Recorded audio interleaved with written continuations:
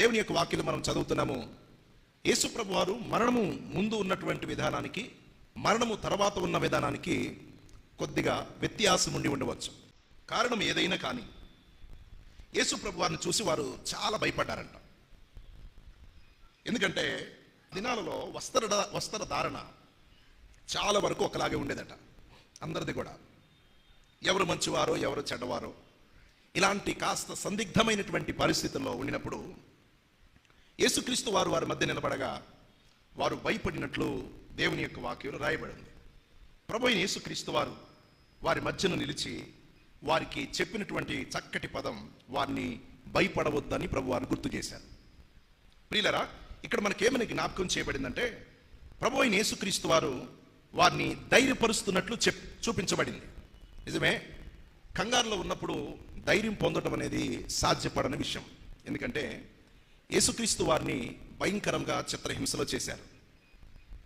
ప్రియులరా, ఆయన్ని సిలువకు అప్పగించారు.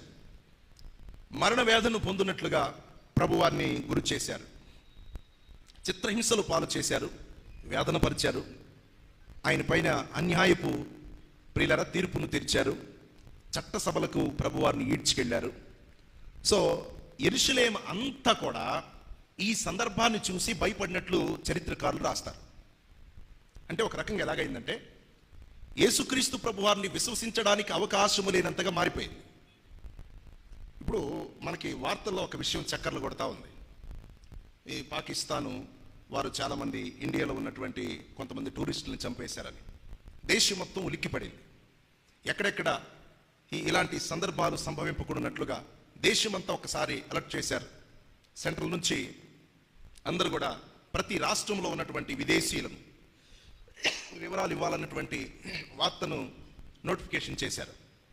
ఒకవేళ ఆ దేశం వాళ్ళు ఎవరైనా ఉంటే కనుక 48 అవర్స్లో దేశాన్ని విడిచి వెళ్ళిపోవాలి అన్నటువంటి ప్రియులారా నోటిఫికేషన్ జారీ చేశారు.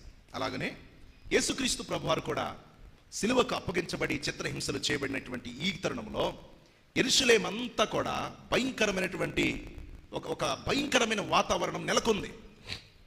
నేను క్రీస్తు వాడను అని చెప్పుకోవడానికి ఎవరికి కూడా గట్స్ లేవు. ఎందుకంటే చాలా భయంకరంగా యేసు ప్రభు వారిని చట్టసభలకు అంత భయంకరంగా ఈడ్చారు. ఇలాంటి సిచ్యువేషన్లో శిష్యులందరూ కూడా ప్రభుతో ఉండిన వారందరూ కూడా దాక్కున్న సమయంలో వారి మధ్య నిలబడి వారికి ఆయన ఇచ్చినటువంటి ఒక అష్యూరెన్స్, ఒక భరోసా, మీరు భయపడవద్దు అని ప్రభు వారు సెలవిచ్చారు. ఇది అద్భుతం.